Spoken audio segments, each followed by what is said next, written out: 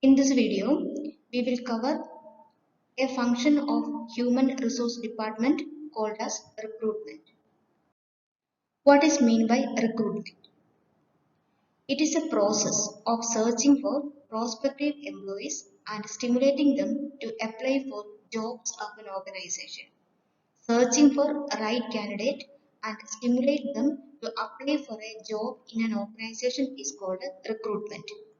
Otherwise, it means creating a pool of suitable job applicants for the organization.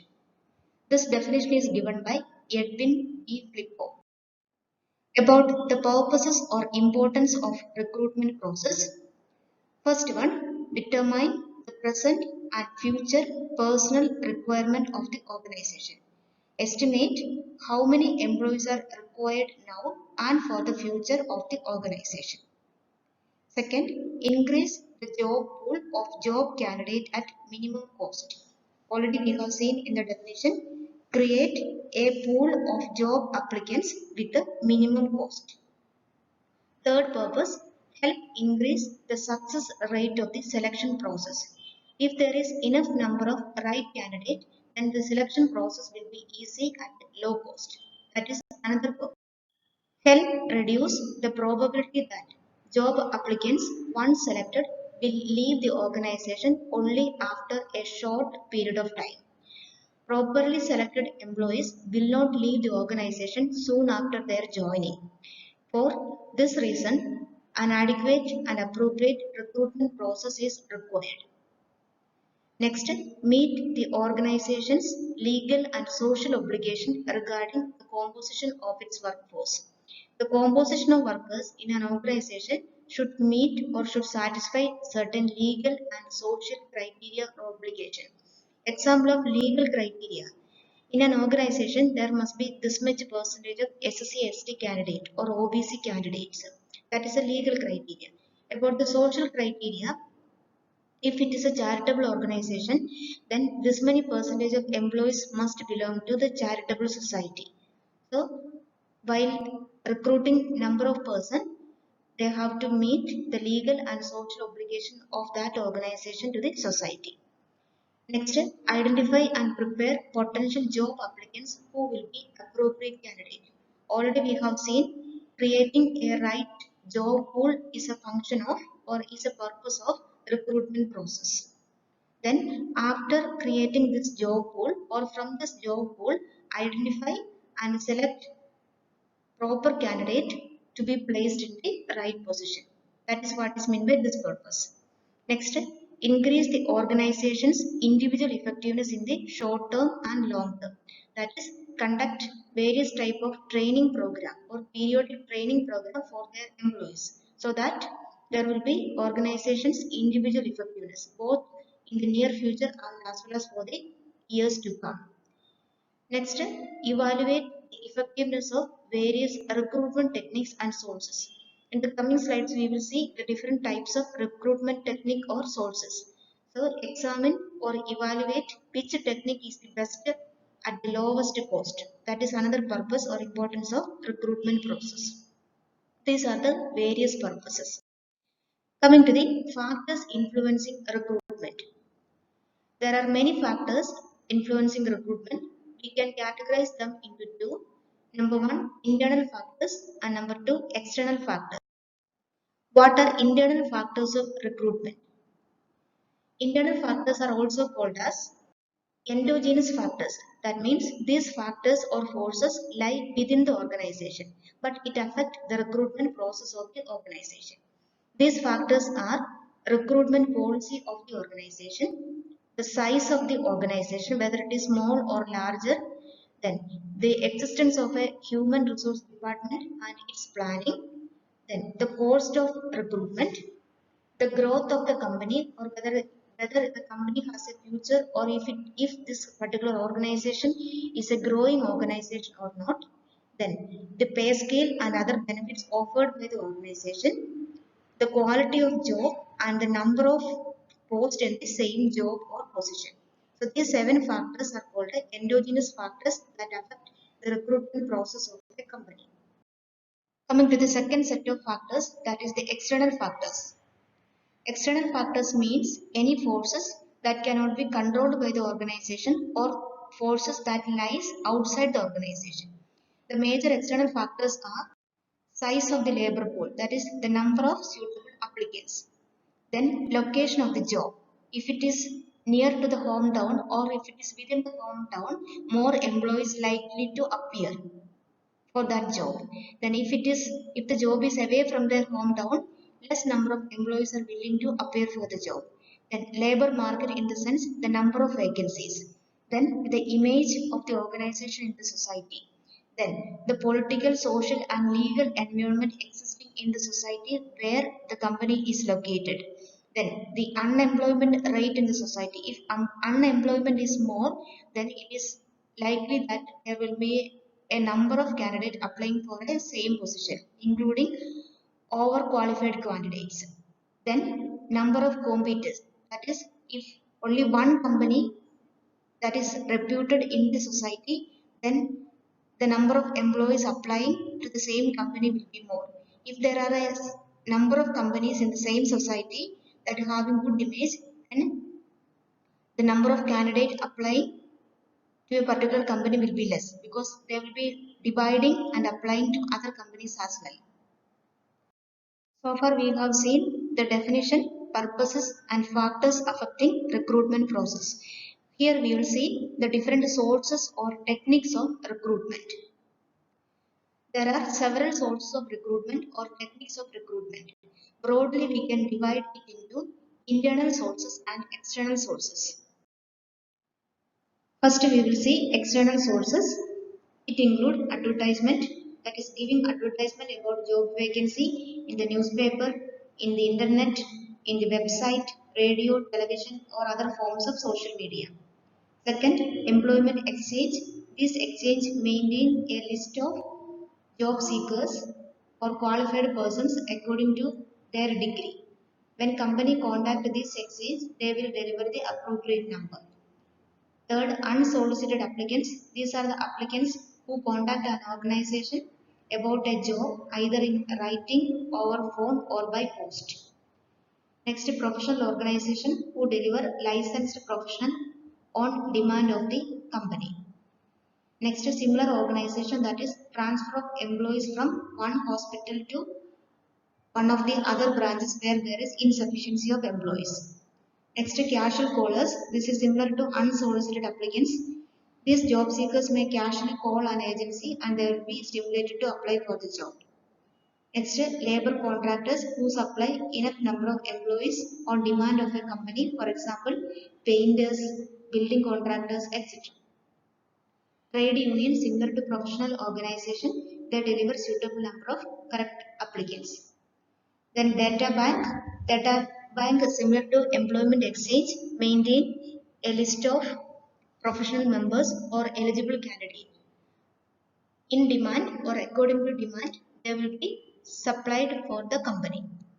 Then gate recruitment means when a permanent employee is absent in the company or taken leave for a long period of time, another person with a suitable eligibility will be placed in that position until the permanent member rejoins back. That is gate recruitment. Next, campus recruitment or campus placement. This is becoming famous nowadays, where renowned companies conduct recruitment in institutions like engineering college or nursing colleges and select new brains for their post. Next, walk-in, writing and talk-in. It is similar to unsolicited applicants who may walk in search of a suitable job or who may write and contact the company or who may talk to the particular persons of the company about the job. Next, displaced person. It simply means when a new project is initiated in a village, the inhabitants will be displaced to some other place. Then, to provide an earning for them, these persons will be employed in that particular job itself, project or job itself. That is called the external source via displacement. Then, poaching, that is recruiting eligible candidate from other companies or from company who have good image in the society, and this company will offer higher pay and benefits. Next, e-recruiting, that is recruitment via internet. Next, outsourcing. It simply means that if a hospital demands a number of nurses, for example, they will not conduct the recruitment process. Instead, they will surrender the recruitment process to a recruiting firm or recruiting agency. They will conduct the entire process and complete enough number of candidates to the particular company or hospital. And the last one is nepotism. It is the employment of person known to somebody by political pressure or some other way. So these are the common external sources of recruitment. Coming to the internal sources of recruitment, this seeks applicants for position from those who are currently employed. So internal sources all exist within the organization itself. It includes present employee. Present employee can be recruited to a position through either transfer or promotion. Then employee referral. An employee can refer somebody in the organization for a particular post. Then former employee, it can be already retired employees from the same company. Then previous applicants, from the list of applicants who have applied already, the position can be filled. These are the internal sources of recruitment. Here we will see the merits and demerits of internal sources of recruitment. About the meaning we have already seen, the persons are employed internally or from within the organization.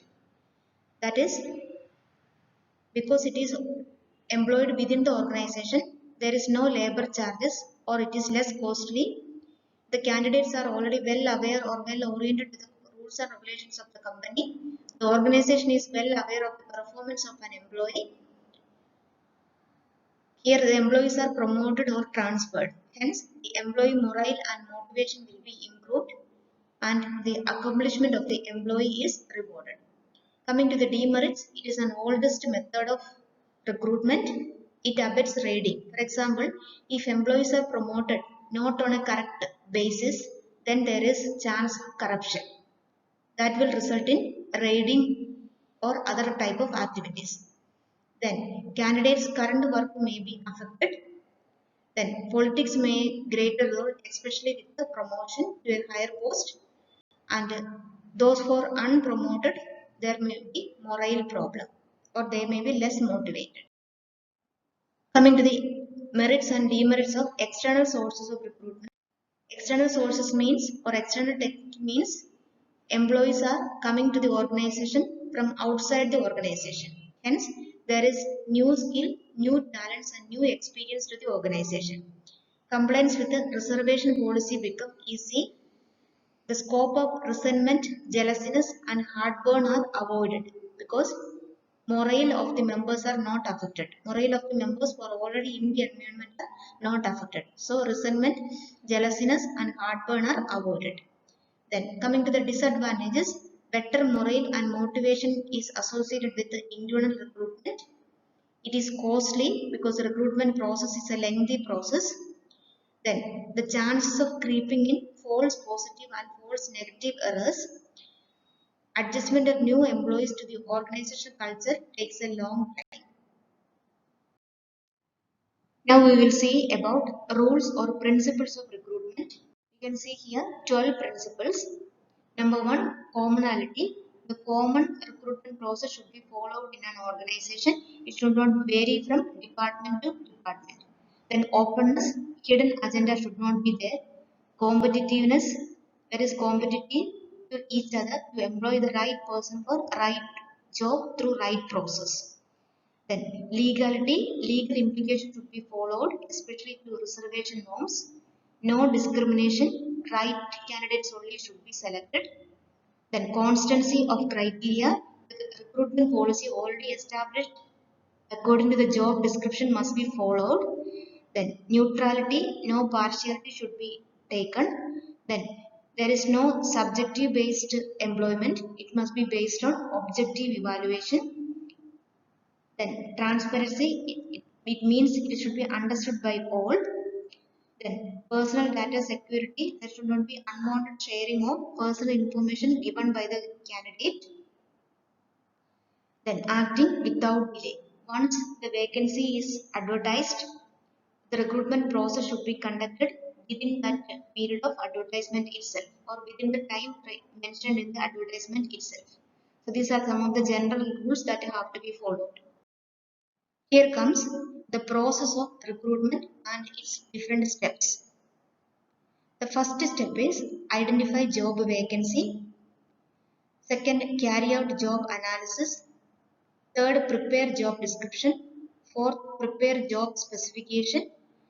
Fifth, advertise about the job. Sixth, send out application forms. First step is the job analysis. About the job analysis, already detailed in another video. Here we will just summarize it. Job analysis simply means finding out all the details about the job. It includes the task to be performed, responsibilities, technology to be used, knowledge needed, skills needed, and level of initiative by the worker.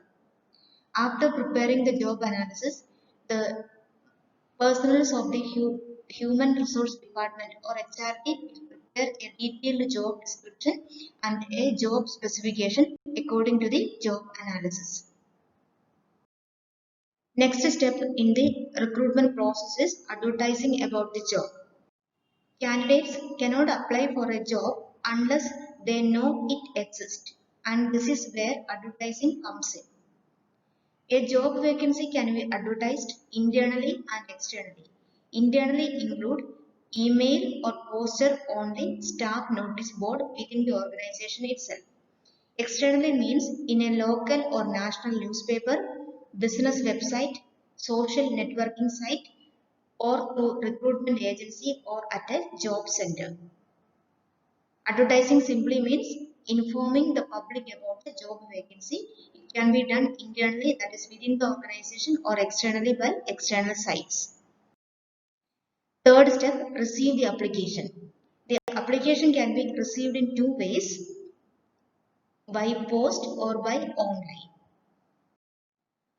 The information in the application form include personal details such as name, contact details, qualification and skill, experience detail, reasons why they want this job, personal statement and referee contact details. These are the minimum information required in the application form.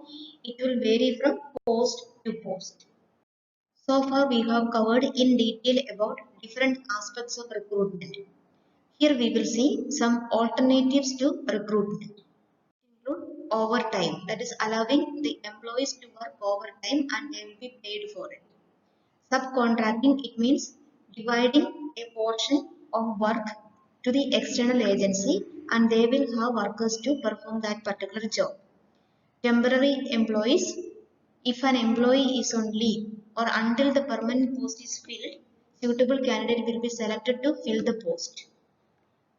Then when the permanent employee comes, they will leave the space. Next, employee leasing, that is providing employment for a particular person for a definite period of time. Then outsourcing, an entire department is outsourced or given to an external agency and they will fill the post. This already we have seen as an external recruitment also. Here is the end of this topic. Thanks for watching.